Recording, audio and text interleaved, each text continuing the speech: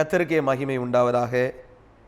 பிதாவாகிய தேவனுடைய அன்பும் கர்த்தராகிய இயேசு கிறிஸ்துவின் கிருபையும் பரிசுத்த ஆவியானுடைய அந்யோன்ய வழிநடத்தலும் பாதுகாப்பும் அரவணைப்பும் உங்கள் யாவரோடும் இருப்பதாக. ஆமென், ஆமென், ஆமென். கிறிஸ்துவின் சீஷர்கள் ஊழியங்களிலிருந்து உங்கள் அன்பு சகோதரன் ரூஷ் மீண்டும் ஒரு விசையாய் உங்கள் யாவரையும் சந்திப்பதில் பெருமகிழ்ச்சி அடைகிறேன்.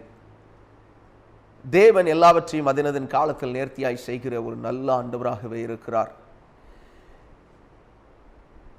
தேவன் எங்களிடத்திலே சொன்ன ஒரு காரியத்தை உங்களோடு பகிர்ந்து கொள்ளவும், இவைகளுக்கு நீங்கள் தப்ப வேண்டும் என்கிற ஒரு பெரிதான நோக்கத்தோடும் இந்த காரியத்தை சொல்லுகிறதற்கு பிரயாசப்படுகிறேன். கர்த்தர் உங்களோடு இருந்து உங்களை ஆசீர்வதிப்பாராக.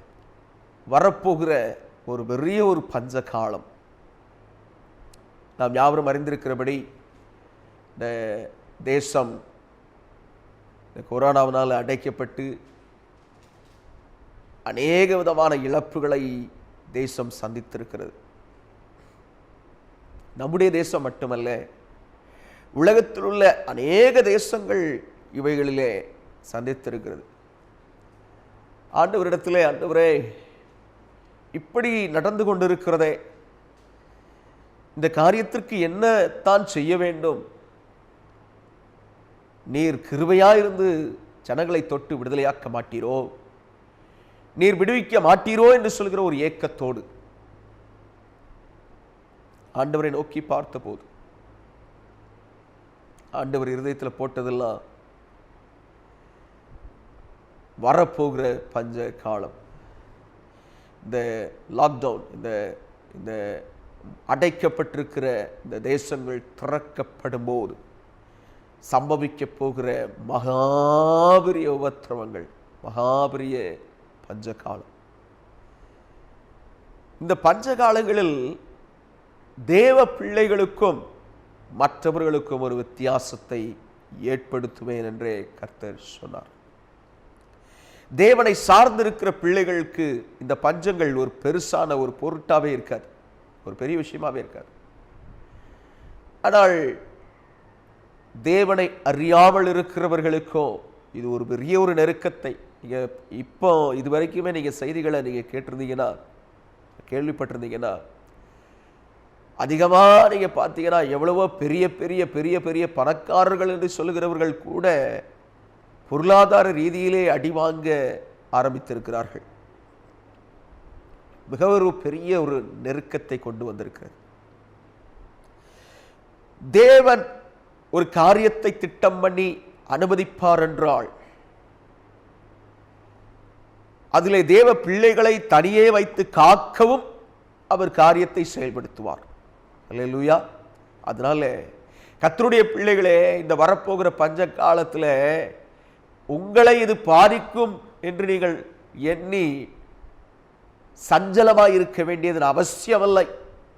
ஏனென்றால் இயேசு கிறிஸ்துவினாலே நீங்கள் பாதுகாக்கப்படுகிறீர்கள். ஆமென், அல்லேலூயா. ஆனால் என்ன செய்ய வேண்டும்? தேவனோடு நீங்கள் இருக்க வேண்டும். தேவனுடைய சித்தத்தை உங்கள் வாழ்க்கையிலே செய்ய வேண்டும். அல்லேலூயா. தேவ சித்தத்தை அறியறதுக்கு இந்த சத்திய வேதம் தான் ஒரே வழி. அல்லேலூயா. இந்த வைரத்தின் வழியிலே நீங்கள் வாசித்து அதன்படி நீங்கள் செயல்படுத்த ஆரம்பித்தாலே தேவ சித்தத்திற்குள்ளாக நீங்கள் வந்து விடுவீர்கள். தேவனுடைய திட்டம் உங்கள் வாழ்க்கையிலே செயல்படும். தேவனுடைய அரவணைப்பு உங்களோடு இருக்கும். தேவனுடைய பாதுகாப்பு உங்களோடு இருக்கும். தேவனுடைய பரிசுத்த பலன் உங்களோடு இருக்கும். ஆமென். வேதத்திலே அநேக இடங்களிலே பஞ்சங்கள் வந்திருக்கிறத பார்க்கிறோம். அதில் இப்போ நம்ம ஒரு சிலதை மாத்திரம் பார்க்கலாம். இங்கே ஆதியாகம புஸ்தகம் 42வது அதிகாரம் 54வது வசனத்தை வாசிக்கிறேன். யோசேப்பு சொல்லியபடி 7 வருஷம் பஞ்சம் தொடங்கினது. சகல தேசங்களிலும் பஞ்சம் உண்டாயிற்று. ஆனாலும் எகிப்து தேசம் எங்கும் ஆகாரம் இருந்தது. ஹல்லேலூயா.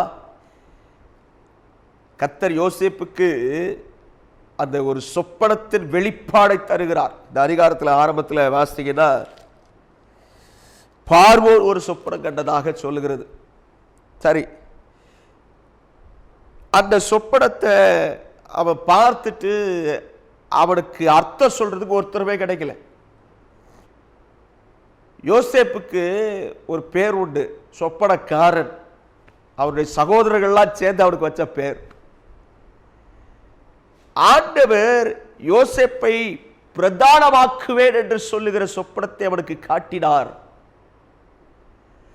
ஆனால் அந்த பிரதானப்படுத்தப்படுகிறதற்கு அவன் கடந்து வர வேண்டிய நெருக்கத்தை குறித்தோ வேதனை குறித்தோ அவனுக்கு சொல்லவில்லை. அந்த வேதனை அவன் கடந்து வந்து இப்ப நம்ம பார்க்கிறது அந்த வேதனையுடைய முடிவு நேரம். அல்லேலூயா. முடிவின் கட்டத்தில் வந்துட்டான். பார்வோன் கூப்பிட்டு அனுப்பும் போது பாருங்க, 41 அதிகாரம் 25வது வசனம். அப்பொழுது யோசேப்பு பார்வோனை நோக்கி, பார்வோனின் சொப்பனம் ஒன்றுதான், தேவன் தாம் செய்ய போகிறது இன்னதென்று பார்வோனுக்கு அறிவித்திருக்கிறார். அல்லேலூயா. இப்போ பஞ்சம் கேட்கலாம், தேவன் ரொம்ப நல்லவர்னு சொல்றீங்களே, பஞ்சத்தை ஆண்டவர் ஏன் அனுமதிக்கணும்? பஞ்சகாலம் வரும்போது தான் தேவனுடைய வல்லமையும் தேவன் இருக்கிறார் என்கிற ஒரு உணர்வே மனிதனுக்கு என்ன செய்கிறது, வருகிறது. அநேக நேரம் இன்றைக்கு பார்த்தீங்கன்னா சில தேசங்களில் பகிரங்கமாக முழங்கால் படியிட்டு அங்கங்கே ஜெபிக்கிற சில காரியங்கள் வருகிறத பார்க்கிறோம். இவ்வளவு பெரிய ஒரு வியாதி வந்த காரியத்துக்கே இப்படி முழங்கால் படியிட்டு ஜெபிக்க வேண்டிய ஒரு நிலைக்கு அவர்கள் வந்துட்டாங்க அப்படின்னா கர்த்தர் என்ன செய்றார் பாருங்க. நீ நல்லா இருக்கும் போது ஆண்டவரை தேடணும் அப்படிங்கிற எண்ணத்தை அநேகர் வைக்கிறது இல்லையே. தேவனோடு நான் நல்லா இருக்கிறேன், தேவன் என்னை ஆசீர்வதித்திருக்கிறார், தேவன் என்னை பலப்படுத்தி இருக்கிறார், என்னை காத்திருக்கிறார், என்னை நல்லா நடத்துறாருன்னு சொல்லும் போது ஆண்டவரோடு இருக்கிறத விட்டுட்டு கண்டமாடி நம்ம காரியங்களை செய்யறதுனால சில நேரங்கள் என்ன பண்றாரு, இப்படிப்பட்ட சிச்சைகளை தேவன் அனுப்பி நம்மை அவர் பக்கமாய் திரும்ப வைக்கிறார். அல்லேலூயா. அநேகர் அந்த திருப்பப்படுகிற காரியத்துக்குள்ளே வருகிறார்கள். ஆமென். அப்பவாவது என்னை நோக்கி பாரு அப்படிங்கிறது தான் அவருடைய எதிர்பார்ப்பா இருக்குது. அல்லேலூயா. பாருங்க, அப்போ தேவன் எதிர்பார்க்கிறதெல்லாம் தேவனிடத்தில் நான் திரும்ப வேண்டும், தேவனை நோக்கி நான் பார்க்க வேண்டும் என்றே தேவன் விரும்புகிறார். அல்லேலூயா. அப்போ இந்த பஞ்சகாலம் வருது, தேவன் தாம் செய்ய போகிறது இன்னதென்று பார்வோனுக்கு அறிவித்திருக்கிறார். இன்னைக்கு இந்த கொரோனா வைரஸ் தான் பெருசா எல்லாரும் பேசிக்கிட்டு இருக்காங்க இல்லையா? நான் கர்த்தருக்குள் விசுவாசிக்கிறேன், என்னை போல இன்னும் அநேகருக்கு கர்த்தர் இந்த காரியத்தை சொல்லியிருக்க வேண்டும். ஆமென். அல்லேலூயா. அன்றைக்கு ஒரு தேசம் ஒரு அரசாங்கம், அந்த ஒரு அரசாங்கத்துக்குரிய ஆட்களுக்கிட்ட சொன்னா போதும், அப்படிப்பட்ட ஒரு காரியம் இருந்துச்சு.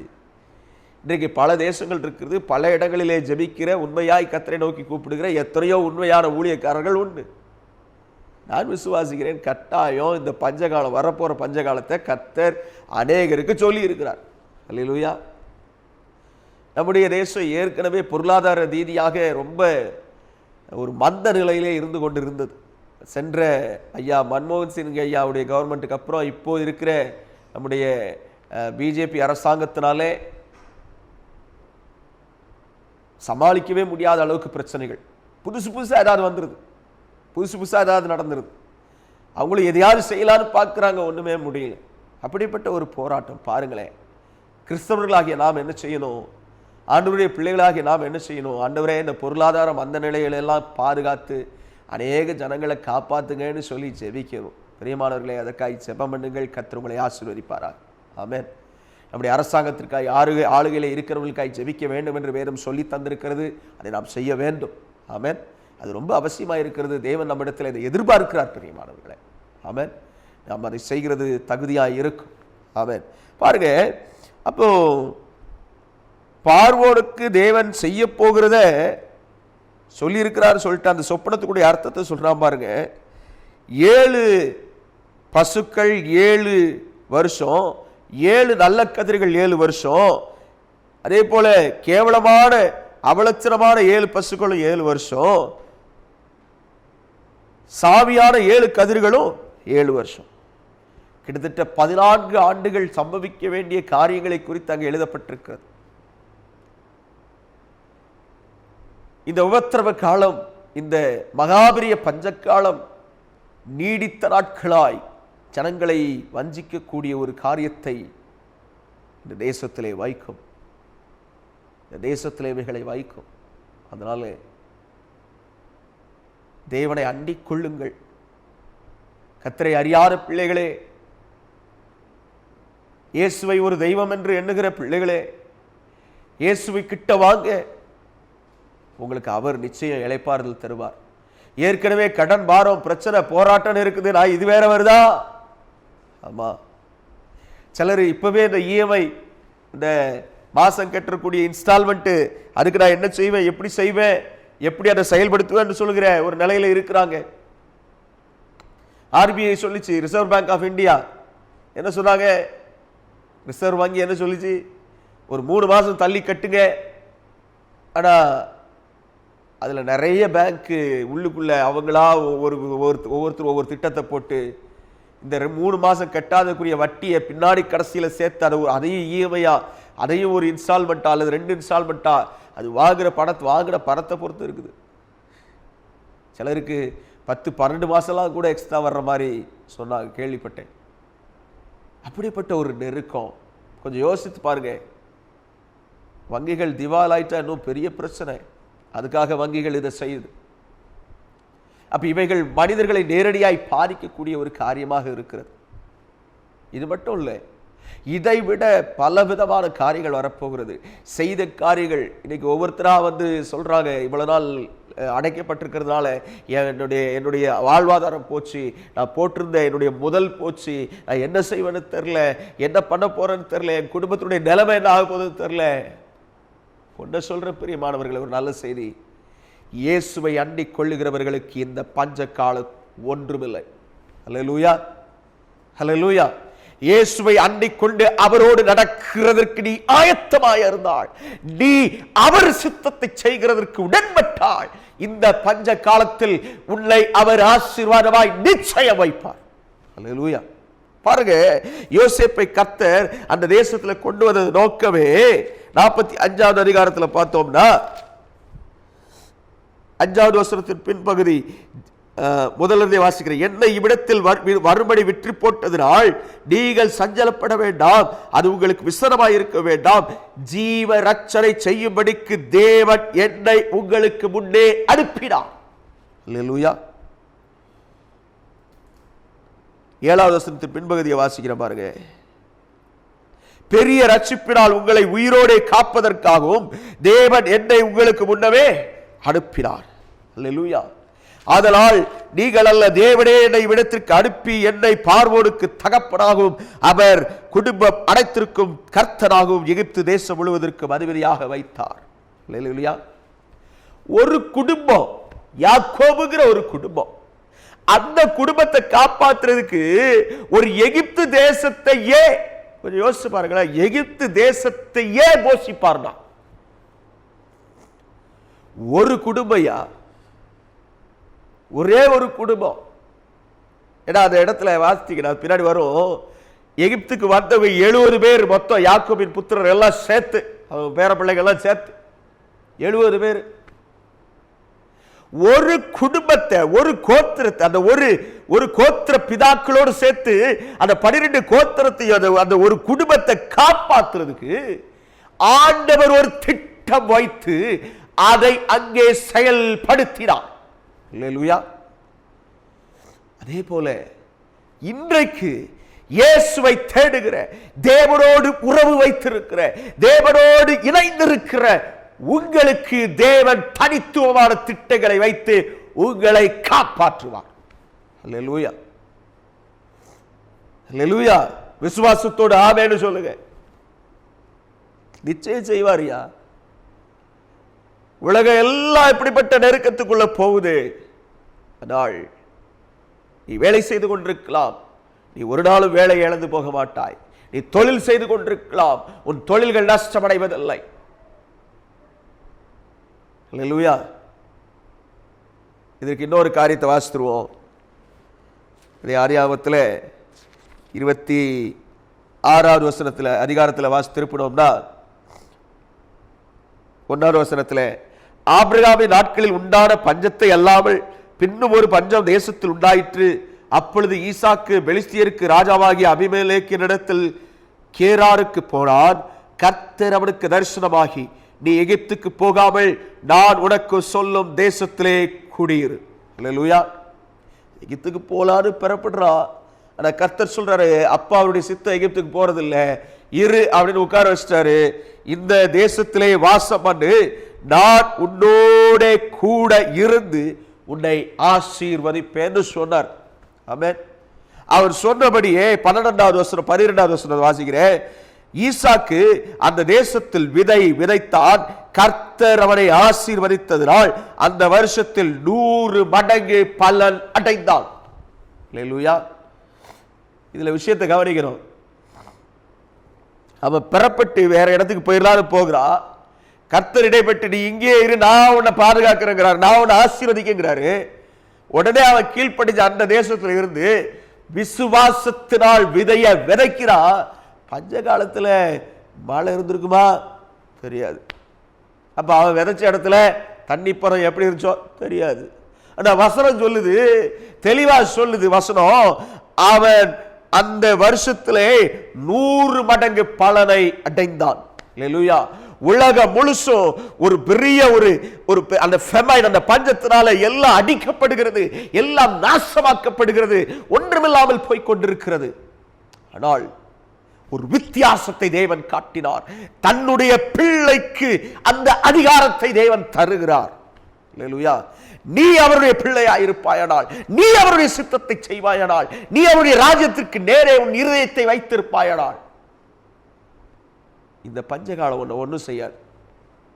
அல்லேலூயா. நீ எந்த சூழ்நிலையில இருக்கலாம். ஐயோ, இவ்வளவு பெரிய பாரம் எனக்கு பின்னாடி இருக்குதே, இவ்வளவு பெரிய பொறுப்புகள் எனக்கு இருக்கிறதே, எல்லாவற்றையும் கர்த்தர் தன்னுடைய திட்டமிடுதலின் அடிப்படையிலே உன்னை நடத்துவார். நீ செய்ய வேண்டியதா ஒன்னே ஒண்ணுதான், ஆண்டவரே நீர் எதை செய்தாலும் எனக்கு நன்மைக்கு ஏதுவாய் செய்வீர் என்கிற முழு விசுவாசத்தோடு செயல்படு. ஆண்டவர்கிட்ட சொல்லுப்பா, ஆண்டவர்கிட்ட சொல்லுங்கம்மா. முழுசா நான் உங்களை நம்புறேன் ஆண்டவரே. ஒருவேளை ஏதோ ஒரு பிரச்சனை வருது, வேலையிலையோ அல்லது தொழில்லையோ ஏதோ பிரச்சனை வருது, ஒன்னேன்னு சொல்லுங்க ஆண்டவர்கிட்ட, நான் முழுசா நம்புறேன், எனக்கென்று நீர் ஒரு திட்டத்தை வைத்திருக்கிறீர், அதை எனக்காய் செய்து முடிப்பீர், என்னை கைவிட மாட்டீர். அல்லேலூயா. ரோமர்ல இப்படி ஒரு வசனம் இருக்குது, நீதி உண்டாக இருதயத்திலே விசுவாசிக்கப்படும், ரட்சிப்பு உண்டாக நாவினாலே அறிக்கை பண்ணப்படும். அல்லேலூயா. அறிக்கை பண்ணுங்க, கர்த்தர் எனக்காக செய்வார். அன்றைக்கு ஒரு குடும்பத்தை ஃபர்ஸ்ட் ஒரே ஒரு ஈசாக்கின் குடும்பத்தை காப்பாத்துறாரு. அடுத்து யாக்கோபின் குடும்பத்தை 70 பேரை காப்பாத்துறதுக்கு ஆண்டவர் ஒரு திட்டத்தை போட்டு, அவனை மட்டும் இல்ல எகிப்து முழுசையும், அது மட்டும் இல்ல அங்க சொல்லி இருக்கு பாத்தீங்கன்னா சகல தேசத்திலிருந்தும். பாருங்களேன்,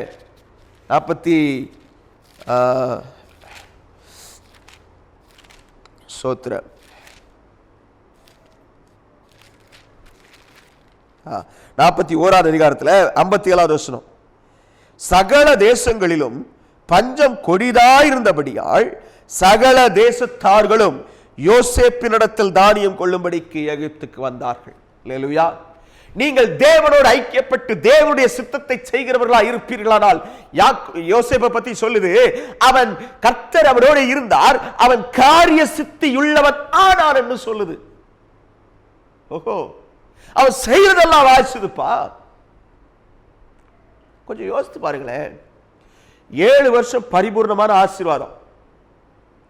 அதுல அவன் சேர்த்து வச்சது 5ல் 1 பங்கு தான். அந்த அதிகாரத்தில் வாசித்தோம்னா 41 ஆதியாகமோ, அதுல பாருங்க 34வது வசனம், பரிபூர்ணமுள்ள பின்பகுதி, பரிபூர்ணமுள்ள 7 வருஷங்களில் எகிப்து தேசத்திலே விளையும் விளைச்சலில் 1/5 வாங்கும்படி செய்வாராக. 5/1. அந்த 5/1 அதை சேர்த்து வைக்கிறதுக்கு முதல்ல களஞ்சியங்கள் வேணும். பின்னாடி வாசித்தீங்கன்னா அவன் எங்கெங்க அந்தந்த ஊர்கள் பக்கத்தில் அந்த களஞ்சியங்கள் வச்சான்னு சொல்லுது பைபிள். கொஞ்சம் யோசித்து பாருங்க, 7 வருஷத்துக்கு அது பாதுகாப்பா இருக்கிறதுக்கு ஏதோ ஒரு செஞ்சிருக்கணும்ல, இல்லையா? இன்றைக்கு ஒரு உதாரணம் சொல்றேன். நம்ம வீட்டில் ஒரு அரிசி பெட்டி வச்சிருக்கோம். அந்த அரிசி பெட்டியில ஒரு மாசமோ இல்லை 2 மாசமோ கொஞ்சம் தள்ளிட்டுன்னு வைங்கள, என்ன வந்துருது? வண்டு வந்துருது, புழு வந்துருது, ஏதாவது ஆயிருது. ஆனா 7 வருஷத்துக்கு இவன் எப்படியா தானியத்தை சேர்த்து வச்சா? அப்ப அவன் செய்த ஒரு காரியம், இவைகள் ரகசியமாக இருக்கிறது, மறைக்கப்பட்டிருக்கிறது. யோசிச்சு பாருங்க, 7 வருஷத்துக்கு தானியத்தை சேர்த்து வச்சது. அது மட்டும் இல்ல, அவன் தேசம் முழுசுக்கும் கொடுக்கிறான், அவன் குடும்பத்துக்கு கொடுக்கிறான், அங்க உள்ள இருக்கிற ஆசாரியர்களுக்கு இலவசமா கொடுக்கிறான். அது மட்டும் இல்ல, சகல தேசத்துல இருந்து யாரெல்லாம் வாங்குறதுக்கு வரானோ அவ்வளவு பேருக்கும் கொடுக்கிறான். ஹல்லேலூயா. தேவன் உங்களுக்கு வைத்திருக்கிற திட்டமும் அப்படிப்பட்டதே. வரப்போகிற பஞ்ச நாட்களில் தேவனோடு இணைந்திருக்கிறவர்களுக்கு தேவன் வைத்திருக்கிற திட்டம் இது. எகிப்திய நாட்களிலே அந்த ஆண்டவர் எகிப்திலிருந்து ஜனங்களை பிரித்து கொண்டு வரும்போது எகிப்தியருக்கும் இஸ்ரவேலருக்கும் ஒரு வித்தியாசத்தை உண்டு பண்ணியிருந்தாரே, அப்படி போலவே உங்களுக்கும் மற்றவர்களுக்கும் ஒரு வித்தியாசத்தை தேவன் உண்டு பண்ண போகிறார்.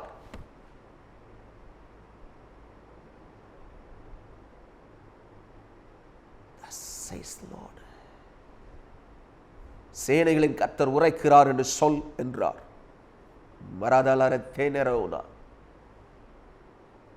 பாருங்க, நான் ஒன்னே ஒன்று, அவரோடு இருங்க, ஆண்டவரோடு இருங்க, ஆண்டவரோடு இருங்க, ஆண்டவரோடு தரித்திருங்க, அவர் பார்த்துக்குவார் எல்லாத்தையும். ஆமென், ஹல்லேலூயா. உங்கள் திட்டமிடுதல்கள் வீணாய் போகலாம். இப்படி செய்யலாம் அப்படி செய்யலாம் நீங்க நினைச்சுக்கிட்டு இருக்கலாம். தேவன் உங்களுக்கு ஒரு திட்டம் வச்சிருக்கிறாரு. அந்த திட்டத்தை அறிகிற அறிவை எனக்கு கொடுங்கன்னு கேளுங்க ஆண்டவர்ட்ட. அல்லேலூயா. அந்த திட்டத்தை நீங்கள் அறியும் போது அந்த திட்டத்துக்கு நேரே உங்களை கொண்டு போய் அவருடைய சித்தத்தை உங்க வாழ்க்கையில செயல்படுத்துவார். ஆமென். காரிய சக்தி உள்ளவன் ஆனான்னு சொல்றதே அவன் கொஞ்சம் நஞ்சம் இல்லை. யோசேப்பு 17 வயதிலே ஆடு வைத்துக் கொண்டு தன் சகோதரரோடு இருக்கிறான். அங்கே அப்பொழுது விற்று போடப்படுகிறான். எகிப்தின் ராஜாவுக்கு முன்பாக அவன் வரும்போது 30 வயது. 13 ஆண்டுகள் அவன் பட்ட வேதனைகள், கண்ணீர், கஷ்டங்கள் எதெல்லாம் இருந்துச்சோ தெரியல. யோசித்து பாருங்க, அடிமையா இருக்கிறவன் சந்தோஷமா இருந்திருப்பான். ஆனா காரியங்களை பார்த்தோன்னா கர்த்தரோடு இருக்கிற மனுஷன் அந்த நேரத்திலேயும் நிச்சயமாய் சந்தோஷமான ஒரு வாழ்க்கையை வாழ்ந்திருக்க கூடும். ஒரு வருத்தம் இருந்துட்டே இருந்திருக்கும், என் குடும்பத்தை பிரிஞ்சுட்டேன். ஆனா அவன் செய்தது எல்லாத்தையும் கர்த்தர் வாய்க்க பண்ணிட்டே வந்தாரு. போத்திபார் வீட்டில் இருக்கிறான், அவன் கையில் அந்த பொறுப்பு வருது. சிறைச்சாலைக்கு தள்ளப்படுறா, சிறைச்சாலையில் தலைவரும் அவன் கையில் அந்த பொறுப்பை கொடுக்கிறா. ராஜா கிட்ட கொண்டு வர்றாங்க, ராஜாவும் சொல்ற நீயே பாரு. அல்லேலூயா. யோசித்து பாருங்களேன், தி ஃபேஸ், தி ஆண்டவருடைய திட்டங்கள், ஆண்டவருடைய தன்மைகள். ஆண்டவர் ஒரு மனிதனை அவனை உருவாக்கி அவனை பலப்படுத்தி அவனை உபயோகப்படுத்த வேண்டுமானால் நீ எந்த இடத்துல இருந்தாலும் நீ ஆண்டவருக்கு உண்மையிலவனா இருந்தீன்னா அவர் உன்னை ராஜாக்களுக்கு மேல உயர்த்துவார். பயப்படாதே. அல்லேலூயா. உண்மையிலவனாயிரு, நீதி உள்ளவனாயிரு, தேவ சித்தத்தை செய்கிறவனாயிரு. அவன் யோசேப்பு வாழ்ந்த நாட்கள் பைபிள் கிடையாதுயா. கொஞ்சம் யோசித்து பாருங்க, யோசிப்பு வாழ்ந்த நாட்கள் பைபிளே கிடையாது. அவனுக்கு தெரிஞ்சதெல்லாம் எங்க அப்பா நம்புற கடவுள், அந்த கடவுள் ஒரே கடவுள், அவரைத்தான் நான் பார்க்கிறேன்னு சொல்லி அவன் இருதயம் அதை தேடிச்சு. கர்த்தரோ அவனோடு இருந்தான்னு பைபிள் சொல்லுது. அவன் நெருக்கத்தில் தள்ளப்படும் போதெல்லாம், அவன் போராட்டங்களுக்குள்ளே போகும் போதெல்லாம் கர்த்தர் அவனோடு இருந்து அவனை காப்பாற்றி கொண்டே இருந்தார். அல்லேலூயா. ஏன் இருந்தாரு? அவன் தேவனை தவிர வேறு ஒருவரையும் தேடவில்லை. இரண்டாவது, தேவனுக்கு விரோதமான பாவம் செய்வது எப்படி என்று சொன்னார். மூணாவது, அவன் உண்மையை தவிர மற்றது எதையும் பேசுற ஜனமா இல்லை. அல்லேலூயா. உண்மையை சொல்லுகிற உண்மையுள்ள ஒரு மனுஷனாக, ஏன்னா ஒரு அடிமையா கொண்டு வந்திருக்கிறான். யோசிச்சு பாருங்களேன், அடிமையா கொண்டு வந்திருக்கிறான். போத்திபாரு அடிமையா வாங்கி இருக்கிறான். அவன் கையில தன்னுடைய பொருள்கள் எல்லாத்தையும் ஒப்புவிக்கிறானா, அவன் எவ்வளவு உண்மையில்லவனா இருந்திருக்கணும். ஒரு உண்மையில்லவனா இருக்கிற போய்த்தான் அவன் கையில ஒப்பு கொடுத்தா. யோசித்து பாருங்க இதெல்லாம். இல்லையா? அதே மாதிரி நீங்கள் உண்மையுள்ளவர்களாக இருக்கும்போது, நீங்கள் உண்மையாய் நீதியாய் நீங்கள் நடக்கும் போது, கர்த்தர் உங்களையும் உங்கள் குடும்பத்தையும் பராமரித்து உங்கள் சந்ததியை ஆசீர்வாதமாய் வைப்பார். அல்லேலூயா. அதனால வரப்போது பஞ்சகாலம். தேவனோடு இருந்தீங்கன்னா பயப்பட வேண்டாம். தேவனோடு இல்லைன்னா இவ்வளவு நேரம் சொன்ன பல காரியங்கள் அதிலே உண்டு. தேவனோடு இருக்க தேவனிடத்திலே ஒப்புரவாகி தேவனுக்கு நேரே ஆயத்தமாகுங்கள். தேவ சித்தத்தை செய்யுங்கள். தேவனிடத்திலே அன்பு கூர்ந்து தேவனுடைய ராஜ்யத்திற்குள்ளே நீங்கள் கடந்து போங்கள். கர்த்தர் உங்களை ஆசீர்வதிப்பார். ஆமென். ஜெபிப்போமா? அல்லேலூயா, அல்லேலூயா. கண்களை மூடி கர்த்தரை நோக்கி, என் ஆண்டவரே நான் உம்மை நோக்கி பார்க்கிறேன்னு சொல்லி இருந்த இடத்துல ஒருவேளை முழங்கால் படி முடியும், நான் முழங்கால் படிட்டு, அல்லது இல்லை பிரதர் எனக்கு முடியாதுன்னா நீங்கள் எழுந்து நின்று கர்த்தரை நோக்கி பார்த்து, ஓ ஆண்டவரேன்னு சொல்லி கண்களை மூடி கர்த்தரை நோக்கி பாருங்க. முழு இருதயத்தினால் ஆண்டவரை நோக்கி பாருங்க. அவரை தம்மை தேடுகிற, முழு இருதயத்தோடு தம்மை தேடுகிற ஒவ்வொருவருக்கும் தேவன் சமீபமாகவே இருக்கிறார். அல்லேலூயா. என் வாழ்க்கையில நொந்து போயிருந்தேன். கர்த்தரை தேற்றி எனக்கு அவ்வளவுதான் என் வாழ்க்கை நினைச்ச போது எனக்கு ஒரு வேலையை கொடுத்து என்னை இன்னைக்கு ஒரு பெரிய இடத்துல வச்சிருக்கிறாரு. என்னை சுகமா வச்சிருக்கிறாரு. அவர் சித்தம் இல்லாத ஒன்றுமே வாழ்க்கையில் நடக்கல. அநேக காரியங்களை கர்த்தர் செய்திருக்கிறார். அவருடைய திட்டமிடுதலுக்கு என்னை ஒப்பு கொடுத்த போது, கர்த்தரிடத்தில் நீங்களும் அதே போல அவருடைய திட்டமிடுதலுக்கு ஒப்பு கொடுங்க. ஆண்டவரே, இந்த பஞ்ச நாட்களிலே நான் வீழ்ந்து போகாதபடி, இந்த பஞ்ச நாட்களிலே ஆண்டவரே நான் சோர்ந்து போகாதபடி, என் குடும்பம் ஆண்டவரே ஐயா ஆண்டவரே கலங்கி நின்றாதபடி உதவி செய்யுன்னு சொல்லுங்க. உங்க கிருபையை மேல வைங்கப்பா. உங்க இரக்கத்தை மேல வைங்கப்பா. உங்க தயவை மேல வைங்கப்பா. ஆண்டவரே கேளுங்க. அவருடைய வார்த்தை சொல்லுது, உன் வாயை விரிவாய் திற, அதை நன்மையினால் நிரப்புவேன். ஒருவேளை ஏதோ தவறு ஆண்டவருக்கு விரோதமா இந்த வேத புத்தகத்திலே சொல்லி இருக்கிறவைகளுக்கு எதிராய் செய்திருக்கிறீர்களானால் எனக்கு எப்படி பிரதர் தெரியும்னு கேட்டீங்கன்னா, ஆண்டவரே இந்த வேதத்தை நான் கத்துக்கிறதுக்கு எனக்கு உதவி செய்யுங்கன்னு சொல்லி இந்த வேதத்தை வாசிங்க. கர்த்தர் உங்களோட பக்கத்தில் நின்று சொல்லி கொடுப்பார். அல்லேலூயா, அல்லேலூயா. கர்த்தர் உங்களோட நின்று சொல்லி கொடுப்பார். பிரியமானவர்களே, ஆண்டவர்கிட்ட கேட்போமா? ஆண்டவரே, என் வியாகுலங்கள் எல்லாம் போகட்டும், என் துக்கங்கள் துயரங்கள் எல்லாம் போகட்டும். உம் கரத்தில் என்னை ஒப்பு கொடுத்து ஜெபிக்கிறேன். ஆண்டவரே, உம் சித்தத்தின்படி என்னை ஆளுகை செய்யும், என்னை ஆட்கொள்ளும். ஆண்டவரே, என் குடும்பத்தை ஆட்கொள்ளும். இந்த பஞ்ச காலத்தில் நானும் என் குடும்பமும் தப்பும்படிக்கு எனக்கு உதவி செய்யும்னு சொல்லுங்க. சொல்லுங்க, சொல்லுங்க, சொல்லுங்க. வாய் திறந்து இந்த பஞ்ச காலத்தில் நானும் என் குடும்பமும் ஆண்டவரே தப்பிக்கிறதுக்கு உதவி செய்யுங்கப்பா சொல்லுங்க. ஆண்டவரே, உம்மிடத்திலே ஆண்டவரே இந்த காரியத்தை தயவாய் வேண்டிக் கொண்ட பிள்ளைகளுக்கு கர்த்தர் இரக்கம் பாராட்டி அனுக்கிரகம் தந்தருளும். தேவ கரம் ஒவ்வொருவரையும் தொடுவதாக, நிரப்புவதாக, ஆளுகை செய்வதாக. கர்த்தருடைய பரிசுத்த பிரசனமும் ஆளுகையும் ஒவ்வொருவரும் மேலையும் இருப்பதாக. தொடுங்க ஆண்டவரே. அப்பா, மத்தரிதி நிசி நமுருவலரத்தி நெறி அக்கி நிதி அந்தலெறிவனறி அந்தரா. சோர்ந்து போய் என்ன செய்யலாம், அடுத்த வேளை என்ன பண்ணுவேன்னு தெரியல அப்படின்னு இருக்கிறியே, உன்னை பார்த்து சொல்றார், என்னை நோக்கி கூப்பிடு, அப்பொழுது நான் உனக்கு உத்தரவு கொடுப்பேன்னு சொல்றார். பயப்படாதே, என்னை நோக்கி கூப்பிடு, அப்பொழுது நான் உனக்கு உத்தரவு கொடுப்பேன். காத்துக்கொள்ளுங்க ஆண்டவரே. ஒவ்வொருவரையும் பலப்படுத்துங்கப்பா, கிருபையாயிருங்க. கர்த்தராகிய இயேசு கிறிஸ்துவின் இன்ப திருநாமத்தில் அர்ப்பணித்து ஜெபிக்கிறோம் ஜீவனுள்ள நல்ல தகப்பனே. ஆமென், ஆமென், ஆமென்.